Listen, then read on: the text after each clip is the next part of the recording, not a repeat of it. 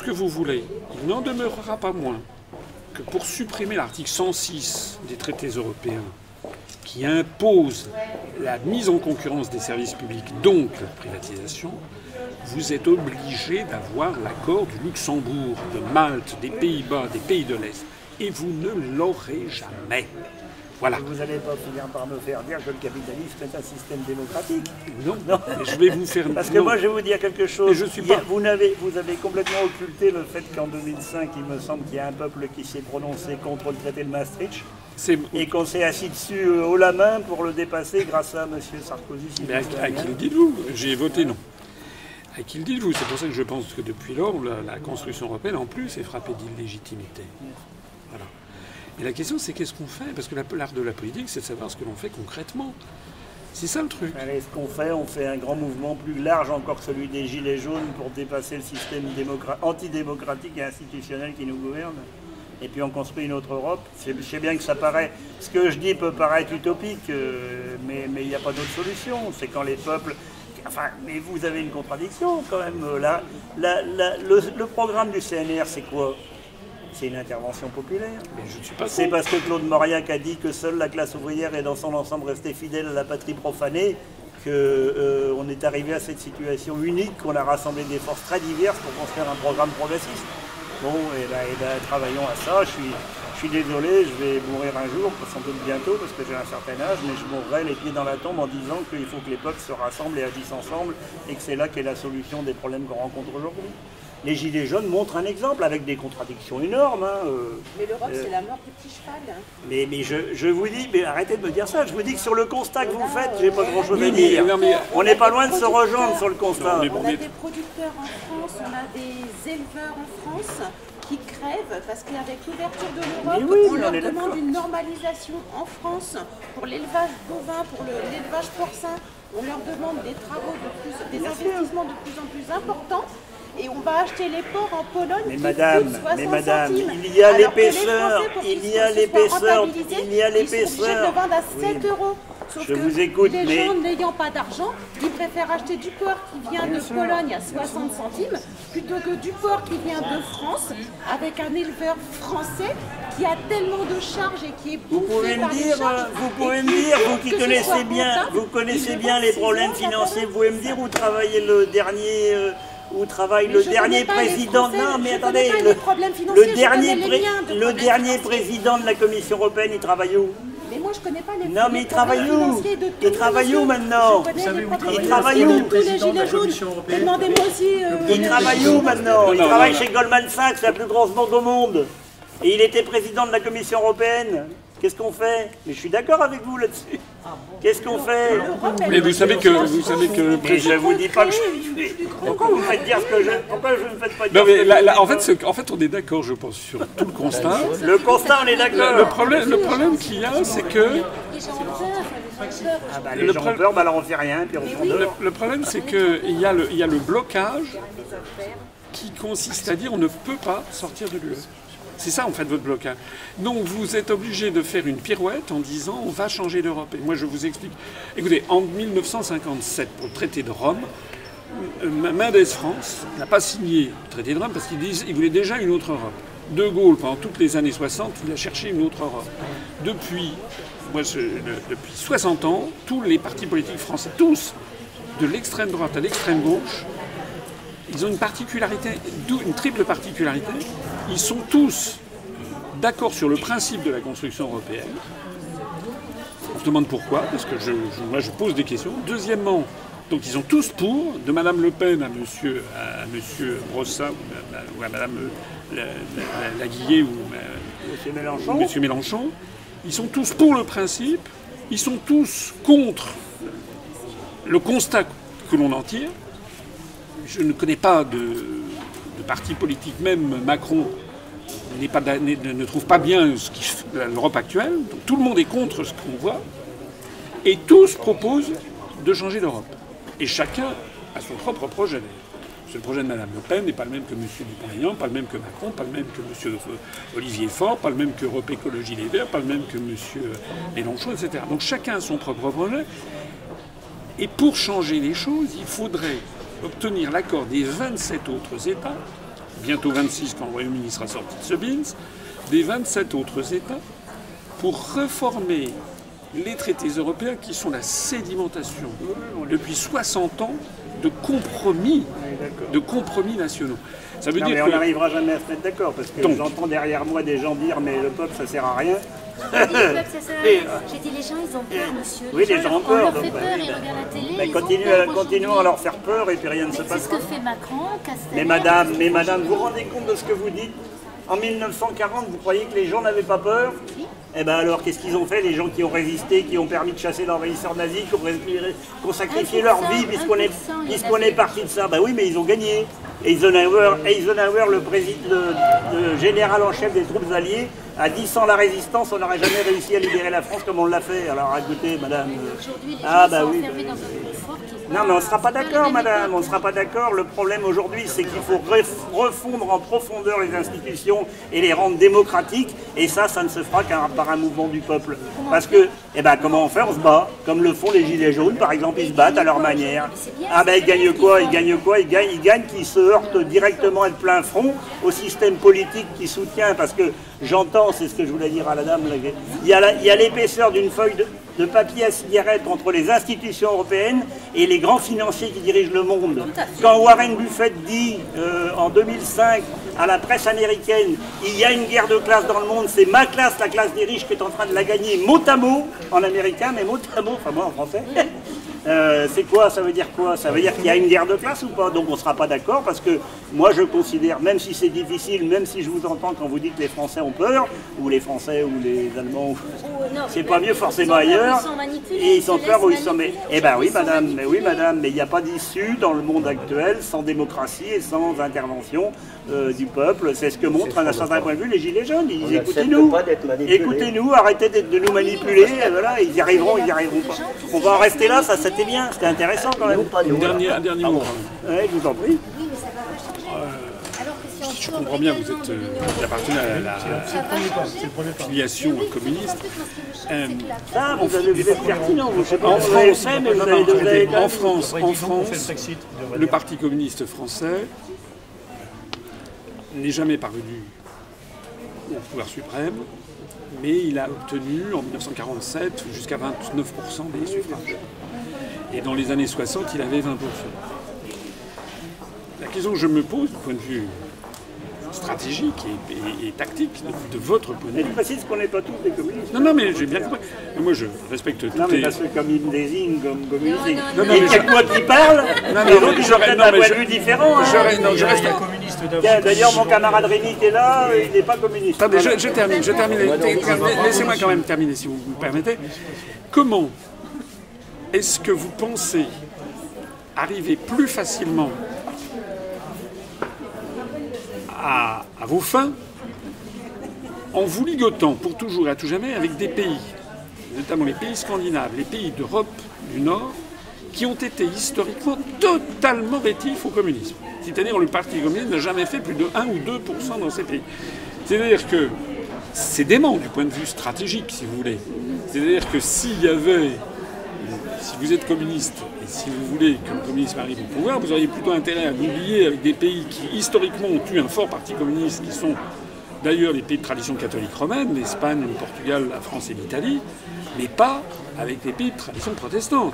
Donc on est ligoté dans un périmètre de 28 États, sans compter les pays d'Europe de l'Est, qui par ailleurs sont totalement inféodés maintenant psychologiquement aux États-Unis. Comment est-ce que vous pouvez penser que vous allez mieux arriver à vos fins en vous ligotant dans un périmètre de cette nature ? Monsieur Asselineau, nous ne serons toujours pas d'accord parce que l'objectif qui est le mien en tout cas, je pense que c'est celui aussi du parti auquel j'appartiens, ça n'est pas forcément d'arriver au pouvoir. C'est de jouer un rôle suffisant pour que le peuple arrive au pouvoir, pour que le peuple soit entendu, pour que les gens dans leur diversité puissent dire ce qu'ils ont à dire et obtenir ce qu'ils veulent dans un système qui les exploite et qui les fait souffrir. Après, vous avez raison, il y a une histoire du mouvement communiste, il y a une histoire du Parti communiste, elle a été marquée par des étapes historiques, certaines positives, d'autres totalement négatives. Le communisme n'est pas comment on pourrait dire, en grande bonne santé aujourd'hui. Voilà, c'est comme ça, c'est la vie, les peuples ont le droit de juger leur parti politique. C'est pas un drame de juger un parti politique, de considérer qu'il n'a pas été à la hauteur. Moi, je dis une chose, par exemple, les Gilets jaunes portent la revendication du pouvoir d'achat. Moi, je me suis battu 60 ans de ma vie, en dehors du fait quand j'étais gosse, pour le pouvoir d'achat. C'est pas nous qui sommes reconnus pourtant, comme parti politique, portant cette revendication-là. Alors il y a un problème, il faudra bien le régler aujourd'hui, puisque pourquoi. Et alors on n'a pas été les seuls, hein, je vous dis pas que vous n'avez pas défendu le pouvoir d'achat, j'en sais rien. Bon. Mais voilà, c'est comme ça, c'est la vie, ça, vous avez raison, c'est compliqué, c'est pas simple, hein, mais il faut avoir des ambitions, il faut avoir des projets, il faut avoir l'envie, et il y a une différence stratégique, elle est pas criminelle, elle n'est pas dramatique. Moi c'est le peuple, vous c'est les institutions, ben voilà. Oui. Et j'ai un petit problème quand même, hein, toujours à propos, parce que, excusez-moi, mais la Deuxième Guerre mondiale, pour moi, c'est un des sujets. Mon père était résistant, je suis président de l'association de résistance. Attention, monsieur, je ne vous ferai pas l'injure de vous suspecter de quoi que ce soit, mais la démarche institutionnelle, elle a conduit, pendant la Deuxième Guerre mondiale, à la pire des choses. Hein. Il y a ceux qui ont dit, bah, plutôt que de souffrir, vaut mieux s'occuper des institutions. Hein. Voilà, je ne vous en dis pas plus que je ne vais pas vous faire un affront. Mais voilà, attention, sortons du débat institutionnel. Il est nécessaire, vous avez tout ce que vous dites sur le constat, j'ai pas grand-chose à dire. C'est vrai que les institutions ont été totalement verrouillées, à tel point tellement verrouillées que quand le peuple s'est prononcé, on lui a dit circulez, il n'y a rien à voir. Et regardez l'exemple de Tsipras en Grèce, ça ne vous met pas la puce à l'oreille? Bien sûr, vous avez raison. Ça nous interroge. Il n'a pas fait que des choses négatives, mais ça nous interroge. Et oui. C'est-à-dire que quiconque rêve, c'est ce que j'avais dit quand j'étais candidat à l'élection présidentielle, là vous aviez noté à quel point je suis totalement censuré dans les grands médias. On ne me voit jamais. Jamais. C'est contraire à la loi. Ça veut dire que ce que je dis est plus dangereux que ce que dit Mme Le Pen ou M. Mélenchon. Parce que c'est très gentil de dire on va raser gratis, ou Dupont-Aignan, on va changer l'Europe. L'oligarchie adore ça. Elle fait de se diviser les gens qui ont voté non à la Constitution européenne, dont j'étais, dont vous étiez sans doute. Et ils venaient, on sait à peu près, à 30% de la droite, à 25% de la gauche, à moins que ça soit l'inverse. Et donc il y avait fongibilité des électorats. Si vous avez Mme Le Pen d'un côté, M. Mélenchon de l'autre, qui permettent de bien diviser les gens, et puis on met Macron au centre, et bien on a ce qu'on a actuellement. Nous, ce qu'on essaie de faire, c'est de rassembler à titre provisoire les Français de droite comme de gauche. Et c'est là, je pense, qu'on se rejoint, parce que c'est vraiment l'esprit du CNR qui était là. C'est d'essayer, à titre provisoire, on ne va pas inventer la lune, on veut rendre aux Français leur démocratie et leur souveraineté nationale. Et puis après ça, les gens se repartiront chacun dans leur coin pour défendre leur vision du monde. Mais aujourd'hui, les Français, qui soient de droite, du centre, de gauche, on n'a plus les manettes. Voilà, tout est parti à Bruxelles, à Francfort, à Washington. C'est de ça qu'il s'agit. Et nous, on est des pragmatiques, parce qu'on se dit, on peut évidemment voir des horizons lointains, mais c'est aujourd'hui, tous les jours, vous avez 600 personnes qui basculent en dessous du seuil de pauvreté en France, tous les jours. Donc il y a une urgence, et là, vous avez les usines, elles ferment tous les jours, les maternités tous les jours, les services publics tous les jours. Donc si vous voulez... Ce qui fait que, comme vous dites, ils ont transféré tous les manettes, c'est aussi qu'il y a un accord entre les chefs d'État des différents gouvernements sur l'Europe en cours. Hein. Macron, il a des possibilités, il ne les utilise pas parce qu'il n'a rien à dire sur l'Europe actuelle, il est d'accord avec. Hein. Donc voilà. Bon, ceci dit, on vous remercie chaleureusement parce que là on a une relève à 5 heures. Merci en tout cas. Et puis malgré ce qui nous oppose, on retient votre soutien à la maternité. Oui. À la fermeture de la maternité. À contre. Hein, contre la fermeture de la maternité. Je soutiens contre. Excusez-moi, le débat politique, ça fatigue. Bon courage. Merci beaucoup. Et merci de votre visite. Je vous en prie. Messieurs. Au revoir. Au revoir. Au revoir. Bon courage à vous alors. Merci. Bonjour madame. Bon courage. Bon courage. Bon courage. Allez.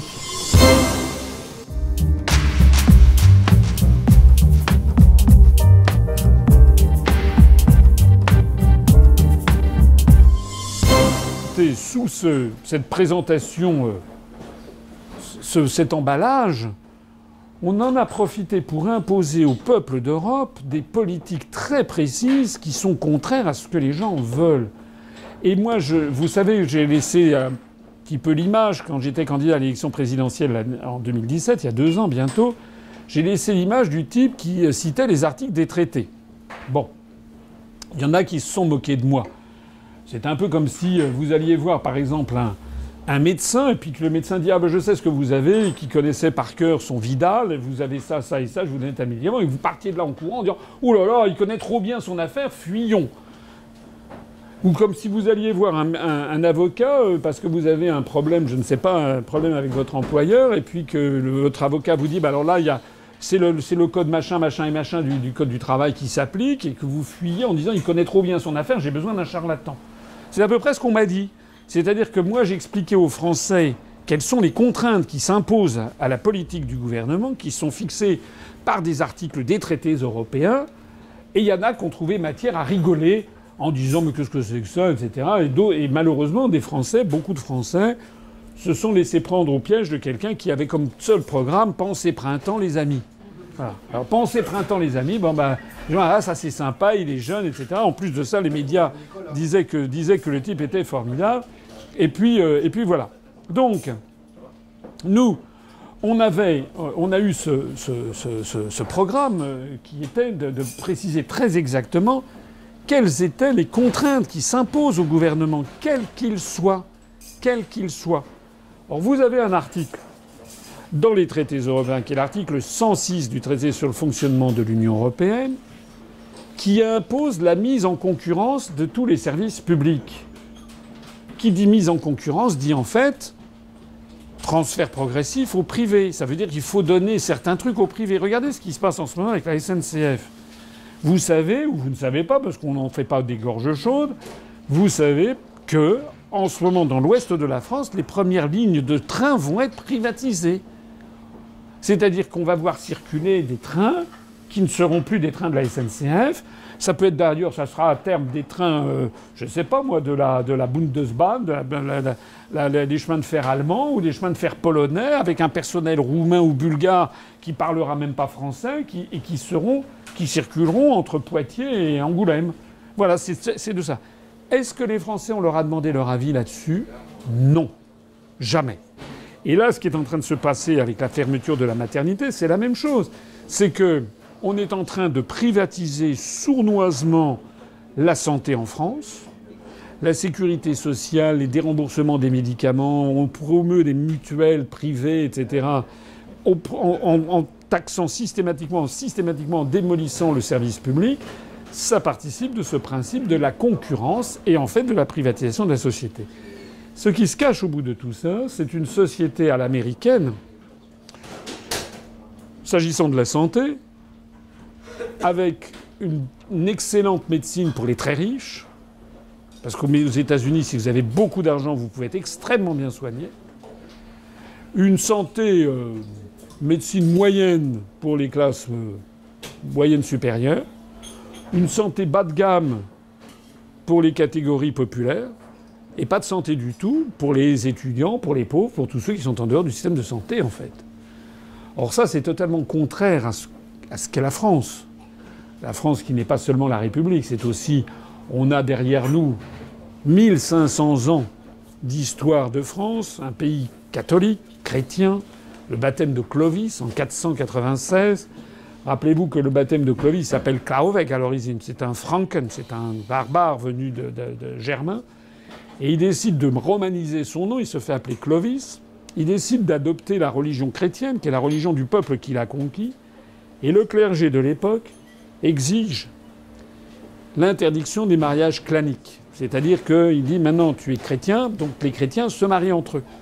Donc il ne va plus y avoir de mariage entre les Franken.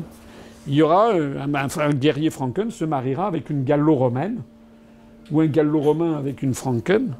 Et donc on aura une fusion progressive de ce peuple qui était à l'origine des Celtes et des Gaulois, qui avaient été envahis par les Romains, qui avaient donné naissance aux Gallo-Romains, qui sont envahis par les Franken, et qui donnent naissance à ce mélange favorisé par l'Église, qui va donner naissance au peuple français. Les Français, c'est ça à l'origine. Ce qui fait qu'on a une particularité en Europe. Si vous allez au Portugal, même en dépit des migrations de nos jours, si vous allez au Portugal, il n'y a quand même pas beaucoup de Portugais qui ont la peau claire, les yeux bleus et les cheveux blancs. Si vous allez en Norvège, il n'y a pas beaucoup de Norvégiens qui ont la peau mate, les yeux marrons et les poils noirs. En France, vous avez tout. Vous avez des gens qui ont la peau claire, des gens qui ont la peau mate, vous avez des bruns, des blonds, des roux, des châtains.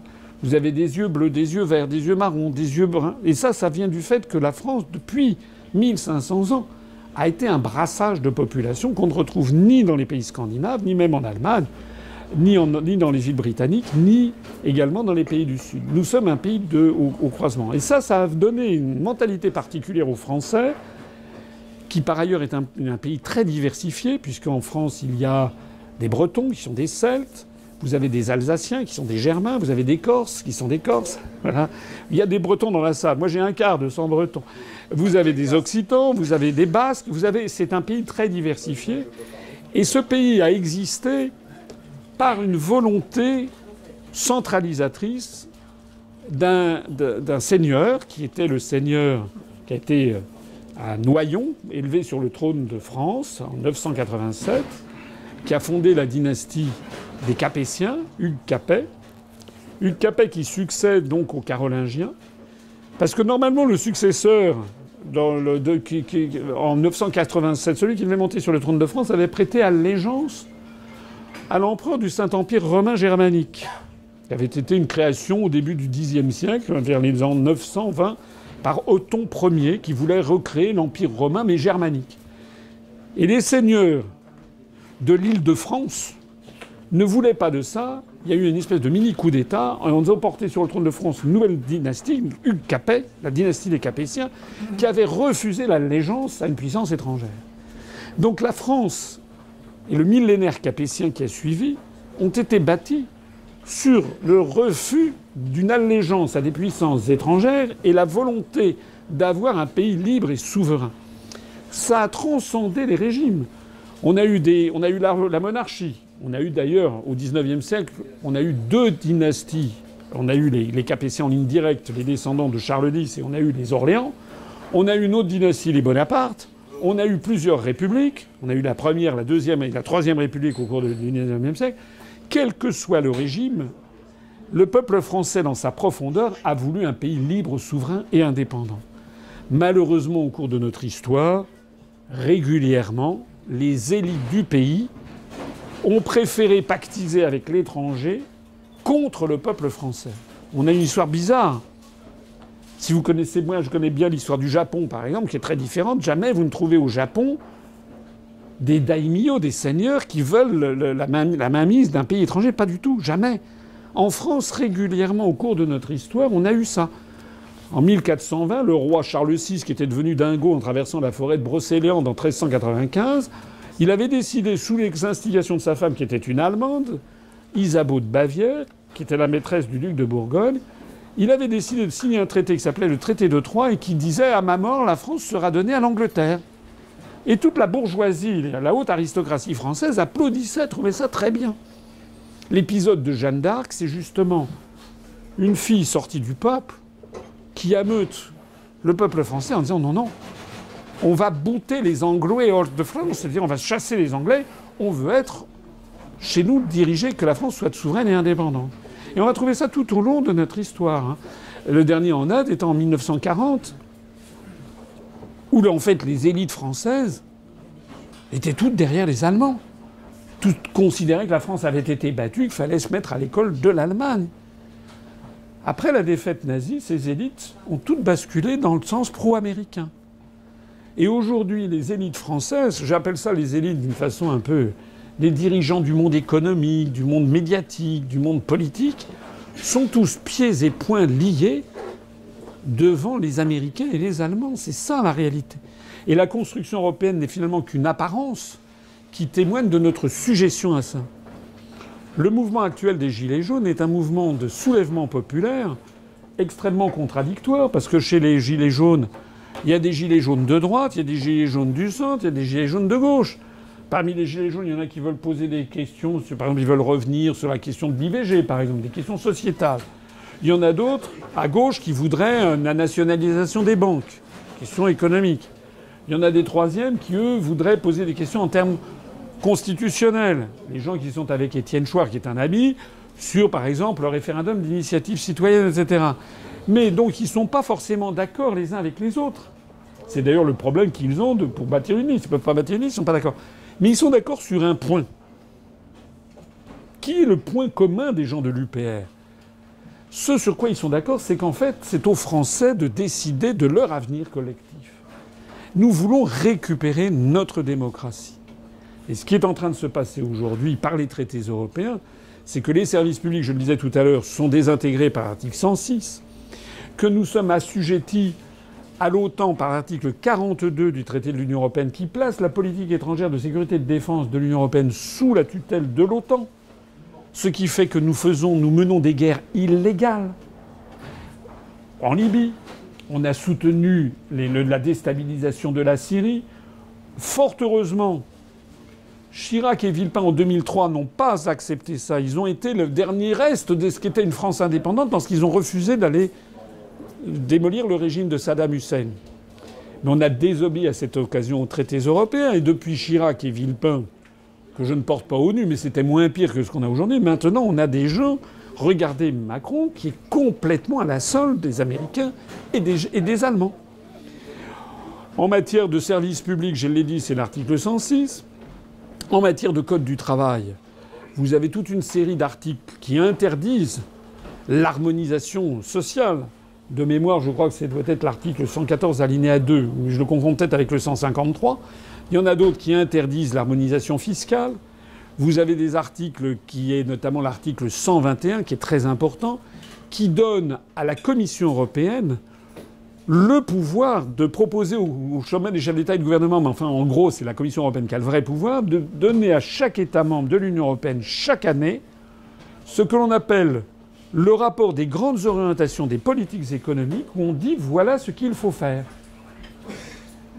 Au moment de l'élection présidentielle en 2017, vous vous rappelez peut-être, parce que je n'ai pas été beaucoup médiatisé, c'est le moins qu'on puisse dire.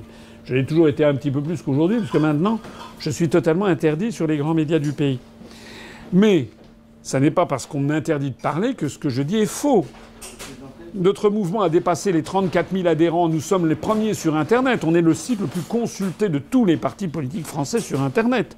On a une chaîne UPR TV qui est en train d'ailleurs de filmer cet entretien, qui vient de dépasser les 105 000 abonnés. Ça commence à faire beaucoup quand vous pensez qu'un journal comme Libération est tiré à 80 000 exemplaires, dont la moitié sont d'ailleurs donnés aux étudiants ou dans les compagnies aériennes. Donc ça veut dire quoi? Ça veut dire que nous avons quelque chose qu'aucune censure, qu'aucune diffamation, qu'aucune calomnie ne pourra abattre, c'est que ce que nous disons, c'est la vérité. Et que la vérité, elle dure. Elle a ça de formidable, c'est qu'elle dure et qu'elle s'impose. Et c'est pour ça que ce mouvement politique que j'ai créé depuis 12 ans est en train de s'enraciner dans la société française, parce que toutes les clés de lecture que j'ai données aux Français gratuitement, hein, j'ai pas fait un sou là-dessus. C'est vraiment... on ne peut pas me reprocher d'avoir voulu gagner de l'argent, c'est tout le contraire. J'ai saboté ma carrière administrative, mais je l'ai fait parce que en France, il y a des gens dont vous faites partie, du moins ceux qui ont rejoint l'UPR, qui ne sont pas motivés uniquement que par le fric. Heureusement. Il y a aussi des gens qui, en France, sont motivés par la vérité, la sincérité, l'honnêteté, le souci de défendre notre pays à nous tous, qui est notre pays collectif, que nous ont légué 40 générations, le fait aussi de défendre la justice. Moi, je suis révolté quand je vois les injustices qu'il y a entre ce Détinger, là, qui est ce boxeur. Alors oui, c'est vrai, c'est pas bien ce qu'il a fait. Il a cogné des gendarmes ou des policiers. C'est vrai que c'est pas bien. Mais enfin, il y a un député de En Marche qui avait envoyé un de ses collègues, Boris Faure, député socialiste. Vous savez, il l'avait envoyé aux urgences pendant... C'est juste, il n'avait pas été dans le coma. Le type, il était député En Marche. Il n'a toujours pas été poursuivi. Donc qu'est-ce que c'est que ce deux poids, deux mesures? Et je parle même pas de Benalla. Qu'est-ce que c'est que ce deux poids, deux mesures permanent qu'il y a en France? Cette injustice que les Français ne peuvent plus supporter. Injustice, en termes de justice, injustice sociale aussi. J'ai expliqué il y a quelques semaines qu'au moment même où le gouvernement a supprimé l'impôt de solidarité sur la fortune, à la demande de Bruxelles, hein, ça fait partie du rapport des grandes orientations des politiques économiques, Ils ont demandé. Ça veut dire que vous auriez voté Mélenchon, Le Pen ou autre, ou Dupont-Aignan, ou Fillon, etc., dans la mesure où ils veulent tous rester dans l'Union européenne, Madame Le Pen, Monsieur Mélenchon y compris, ils auraient été obligés d'appliquer les directives des grandes orientations des politiques économiques, donc la démolition du droit du travail, donc s'attaquer aux retraites, donc la suppression de l'ISF. Les taxes aussi. Macron a décidé de supprimer l'ISF. En supprimant l'ISF, ça coûte à peu près 4 milliards d'euros au budget français. 4 000 millions d'euros. C'est ça que ça coûte. Mais vous avez vu qu'au même moment, le gouvernement a décidé, parce que c'est dans son pouvoir, de fixer le taux d'intérêt du livret de caisse d'épargne, du livret A de caisse d'épargne. Pour l'année 2018, il l'a fixé à 0,75%, alors que l'INSEE a calculé que l'inflation en 2018 avait été de 1,9%. Ça veut donc dire que le gouvernement, en donnant un taux d'intérêt de 0,75, alors que l'inflation a été de 1,9, le gouvernement a décidé, je ne sais pas si vous êtes familier de ces calculs financiers, en fait de piquer la différence, c'est-à-dire 1,15% en gros, aux gens qui ont un livret A de caisse d'épargne. On estime que la ponction, en fait, est de l'ordre de 3,5 milliards. Ça veut dire, en gros, que ce que Macron a récupéré sur le livret A de caisse d'épargne, ça finance la suppression de l'ISF. Mais si vous y réfléchissez, le livret A de caisse d'épargne, c'est qui? C'est 80% des Français. Le taux moyen c'est 4 000... Les gens, en moyenne, les Français, ils ont 4 500 € sur leur livret A. C'est les classes populaires. C'est les classes moyennes. Ce sont pas des milliardaires qui ont un livret A de caisse d'épargne. Ça veut dire qu'on a décidé de prendre de l'argent sur les plus modestes des Français pour faire cadeau aux plus riches. Voilà ce que ça veut dire.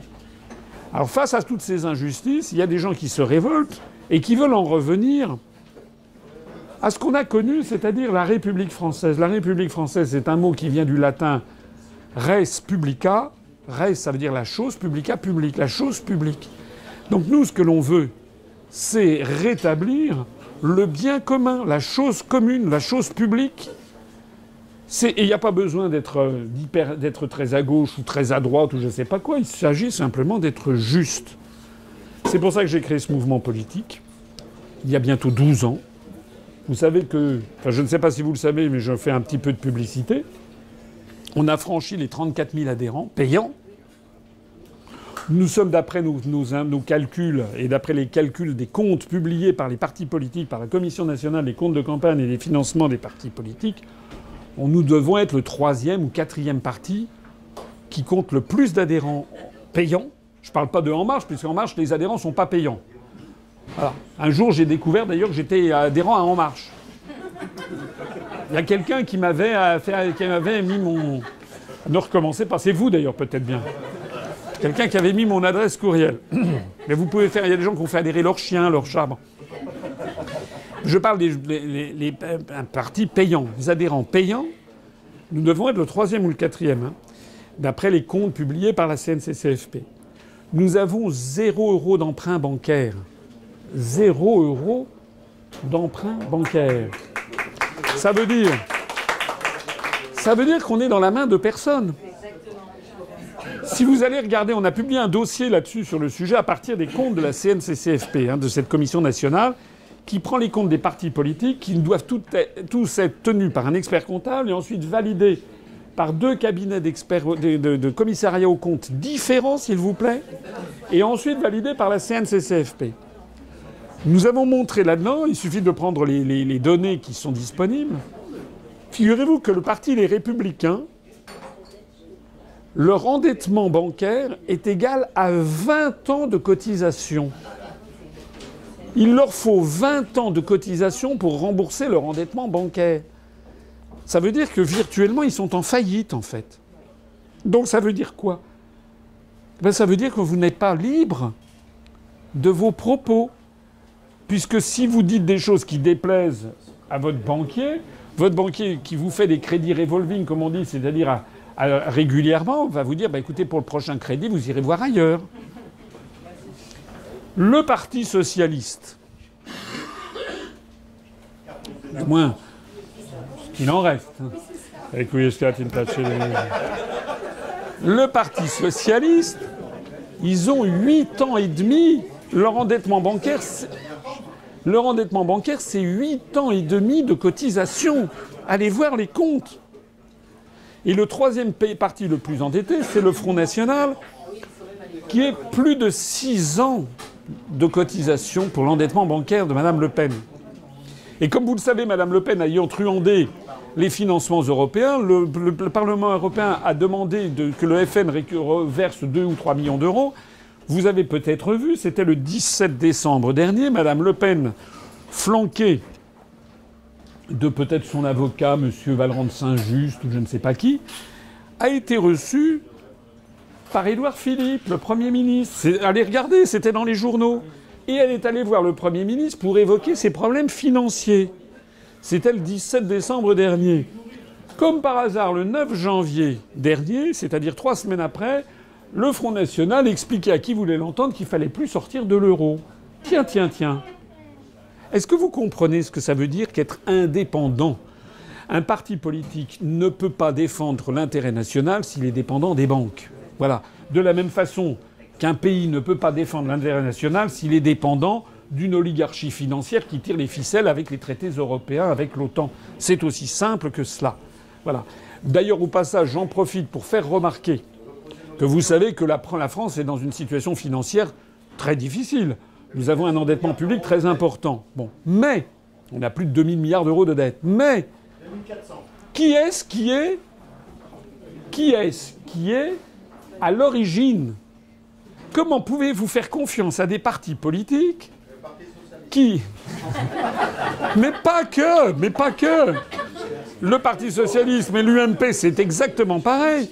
Des partis, ils ne sont... Écoutez, ils vous donnent des leçons de bonne ils vous donnent... Attendez, je termine. Bon, oui, attendez. Ils vous donnent des leçons... Ils vous donnent des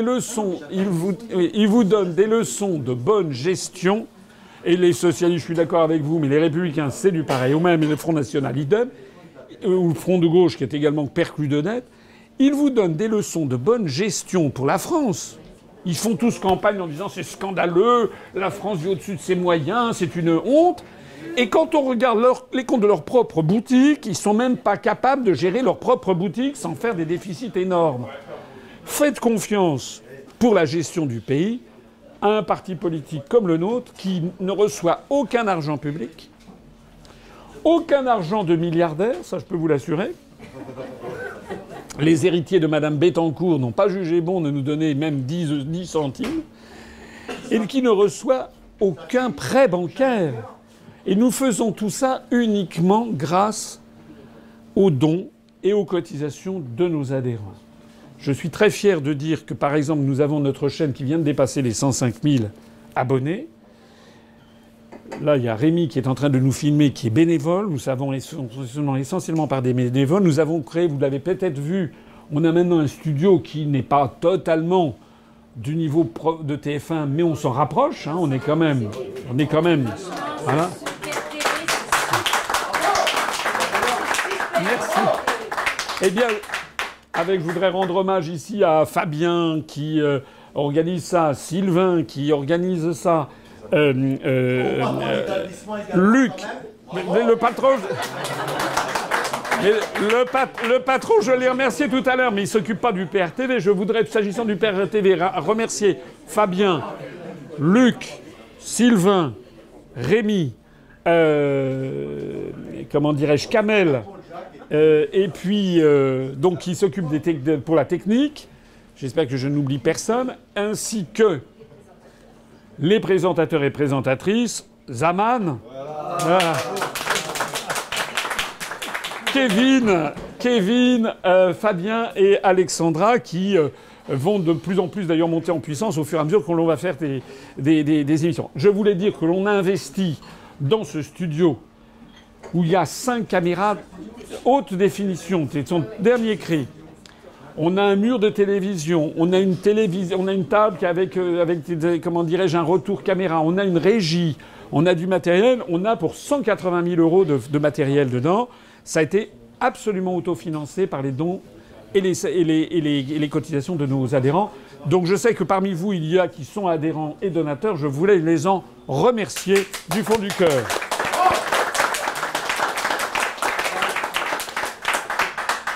Un mot avant d'arrêter de vous donner la parole. Oui, un mot avant de vous donner la parole. Un mot avant de vous donner la parole. On est ici, vous avez bien compris qu'on est en pré-campagne pour les élections européennes qui arrivent. Bon, les élections, si, c'est très important, parce que... Les députés européens à Strasbourg ne gèrent rien. Attendez, laissez-moi parler. C'est à Bruxelles qui dirige. Non, mais de toute façon, Strasbourg et Bruxelles, c'est la même chose, puisque le Parlement se trouve dans les deux. Donc laissez-moi parler. Pourquoi c'est important d'être aux élections européennes? Pour nous. Si vous n'allez pas voter aux élections européennes, si vous vous abstenez, les abstentions, tout le monde s'en fout. Il y a toujours une forte abstention, 59%, 56% en 2014. Donc s'il y a une forte abstention, on en parlera pendant 48 heures et puis après tout le monde s'en foutra. Mais s'il y a une forte abstention, on risque de voir le mouvement En Marche apparaître premier. Et donc les médias diront, ben voilà, les Français sont d'accord. Sinon, vous allez voter pour qui? Vous allez voter pour le Front National en pensant que c'est des opposants? Est-ce qu'il faudrait que je vous rappelle, ceux qui seraient tentés par ça, que M. Jean-Marie Le Pen est député européen depuis 35 ans, depuis 1984. Il a fait quoi depuis 35 ans, Jean-Marie Le Pen et les autres comme membres du... M. Gollnisch, ça va faire 30 ans, et Fifi, ça va faire 15 ou 20 ans, 15 ans je crois. Ils ont fait quoi pendant toutes ces années, à part empocher le pognon? Mais ils n'ont jamais dit le centième, le millième de ce qu'a dit quelqu'un comme Nigel Farage, le Britannique, qui avait été élu par les Britanniques pour sortir le Royaume-Uni de l'Union européenne et qui, à chaque fois qu'il avait la parole au Parlement européen, attaquait de front l'Europe en disant qu'il fallait en sortir. C'est ça que nous, on vous propose, c'est d'avoir des députés européens. C'est vrai, vous avez raison, le pouvoir des parlementaires européens est un pouvoir résiduel, c'est un pouvoir qui n'est pas très important. Mais si la France envoyait des députés au Parlement européen et que ces députés fassent ce qu'a fait Nigel Farage, c'est-à-dire en permanence dénoncer la dictature européenne, comment on viole les droits inaliénables des peuples à disposer d'eux-mêmes, ça rendrait notre mouvement beaucoup plus populaire au niveau national. Et je rappelle... Et médiatique. Je rappelle que on doit être aux alentours actuellement. Les dernières élections partielles auxquelles nous avons participé ont donné entre 1,4 et 1,8%. Mais c'était avant les Gilets jaunes. Notre sujet, c'est les européennes. Vous savez ou vous ne savez pas que Étienne Chouard, qui est un ami, a appelé à voter pour nous, pour l'UPR. Alors c'est quelqu'un qui est très écouté parmi les Gilets jaunes. En ce moment, nous avons le vent en poupe. Je pense qu'en ce moment, on est au moins à 2%. Si on dépasse 3%, nous serons remboursés de nos frais de campagne. C'est-à-dire qu'actuellement, on a lancé une cotisation auprès des adhérents, des donateurs, parce que vous le savez, je ne sais pas si vous savez, mais quand vous vous présentez à ces élections, il faut payer vous-même les bulletins de vote, les professions de foi, les affiches, tout ça, c'est vous qui devez le payer. C'est pour ça qu'il y a beaucoup de gens qui disent « je vais faire une liste », puis au dernier moment, ils se rendent compte qu'il faut sortir 900 000 ou 1 million d'euros. Nous, on a budgété 1 200 000 euros. On a déjà récupéré plus de 630 000 euros depuis le 1er novembre, donc on va y arriver, parce qu'on a 34 000 adhérents et beaucoup de donateurs et de sympathisants. Mais si on dépasse 3%, l'argent que nos donateurs et sympathisants nous ont donné nous sera reversé par l'État. On se retrouvera à la tête d'un magot supplémentaire de 1 200 000 euros, avec lequel, qu'est-ce qu'on fera? On embauchera quelques permanents supplémentaires, parce qu'on navigue, on a 4 permanents. C'est quand même le minimum. Hein. Les autres partis politiques, ils en ont 100. Donc on essaiera d'avoir plus de permanents. On essaiera d'ouvrir une permanence dans quelques grandes villes de France. Et puis surtout, on mettra tout le paquet pour la préparation des élections municipales de 2020 qui vont arriver. Donc déjà, si vous voulez aider l'UPR, si vous voulez que notre mouvement ait les moyens de développer ses idées, de développer, allez voter, ça ne vous coûte rien, mais si vous votez pour nous, si on dépasse 3, on prend 1 200 000 sur le budget de Macron pour nous le donner. Ça vaut quand même le coup. Et si on dépasse 5%, on a immédiatement, il n'y a qu'un seul tour, c'est la proportionnelle. Il faut faire minimum 5% pour avoir des députés, mais si on fait 5%, on a aussitôt au moins 3 députés. Ça veut dire qu'on aura au moins 3 députés. Comment ? Des députés européens qui seront payés. Oui, bien sûr, qui seront rémunérés. Pourquoi alors ? Mais pour... De l'intérieur, loyauté. Parce que... Loyauté de l'intérieur. C'est la seule façon que l'on a de sortir de l'Union européenne. De l'intérieur. Bon, de toute façon... Voilà, de toute façon... Alors, vous n'étiez pas là, je reprends. De toute façon, ces postes sont rémunérés. Et si ça n'est pas l'UPR qui les a, ce seront d'autres. Je signale que le Front National, ça fait 35 ans que le Front National vit sur la bête. Mais surtout le Front National, moi je ne reproche pas d'avoir des députés européens. Ce que je reproche, pareil pour Mélenchon, ils ont dit quoi? Ils ont fait quoi? Ils ont fait quoi avec leur poste de député européen? Rien. Je profite d'ailleurs pour rappeler, on le publiera le moment venu, la présence des députés français au Parlement européen. Notamment les derniers, c'était M. Le Pen et M. Philippot. Jamais. Donc, voilà. Donc ça veut dire... Non, ça fait 35 ans. Ça fait 35 ans. Ça fait 35 ans. 35 ans que le Front National a des députés. C'est bon. En 35 ans, ils avaient largement le temps de dire qu'il fallait sortir de l'Union européenne. Ils ne l'ont jamais fait. Ils ne l'ont jamais proposé, d'ailleurs. Et d'ailleurs, vous voyez bien que Mme Le Pen l'a encore confirmé. Hors de question de sortir de l'UE et de l'euro. Si vous votez pour les autres candidats, que ce soit Dupont-Aignan, que ce soit Mélenchon, que ce soit Mme Le Pen ou le Front National, vous aurez des députés qui ne feront rien d'autre que ce qu'ils ont fait depuis qu'il y a des élections au Parlement européen, c'est-à-dire depuis 40 ans. Si vous votez pour l'UPR, si vous dépassez 5%, on aura au moins 3, et si on dépasse 7%, 4 ou 5 députés qui porteront en permanence ce discours de sortie de l'UE. Je rappelle que c'est comme ça que le Royaume-Uni est sorti de l'UE. Parce que Nigel Farage et le mouvement UKIP, quand ils sont arrivés au Parlement européen, il y a des gens qui ont dit « Ah, qu'est-ce que c'est que ça? Vous voulez sortir de l'UE? Pourquoi vous êtes député européen ?» Bon. Qu'est-ce que c'est? Qui? Non. Vous voyez trop BFM. Je vais répondre à vos questions. Mais... surtout, je termine... Je termine mon propos.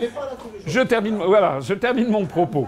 Parce que je vais vous donner la parole pour les questions. Là, vous avez le moyen également de nous donner de la visibilité médiatique. Parce que qu'est-ce que les médias font actuellement? Vous avez vu, c'est un scandale démocratique. Depuis 22 mois, depuis le 21 avril 2017, j'ai eu droit à 0 heure, 0 minute, 0 seconde sur toutes les chaînes de radio et télévision publiques en violation de la loi. On a saisi, j'ai encore saisi Madame Ernotte, présidente de France Télévisions, le nouveau président du CSA, les 5 membres du comité d'éthique de France Télévisions, toujours pas de réponse. En fait, on est dans un pays où Macron et son gouvernement piétinent la Constitution matin, midi et soir, et où la justice, les lois sont piétinées. Si nous avons des postes de députés, à ce moment-là, effectivement, ça sera beaucoup plus difficile de nous faire taire, et puis on aura la tribune du Parlement européen où on pourra s'exprimer. Voilà. Farage a mis une vingtaine d'années, effectivement, pour y arriver. Je rappelle que Farage, au début, les gens rigolaient.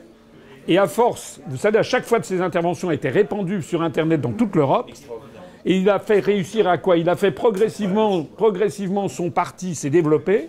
Son parti s'est tellement développé que David Cameron, lors des élections générales de 2016 ou 2015, avait été obligé, pour éviter l'hémorragie de ses électeurs vers le parti UKIP de Farage, pour conserver les électeurs du parti conservateur, David Cameron avait été obligé de mettre dans son programme qu'il organiserait un référendum sur la sortie de l'UE. C'est ce qu'il a fait, en pensant que jamais ça serait remporté, et vous connaissez la suite. Les Britanniques ont voté pour le Brexit. C'est-à-dire qu'il y a eu une relation de cause à effet. Donc, on fait ce qu'on peut, avec les moyens que l'on peut. Il y a des gens qui disent « moi je ne crois pas dans les élections ». Bah, très bien, qui ne croient pas dans les élections, mais qu'ils fassent alors à ce moment-là leur chemin.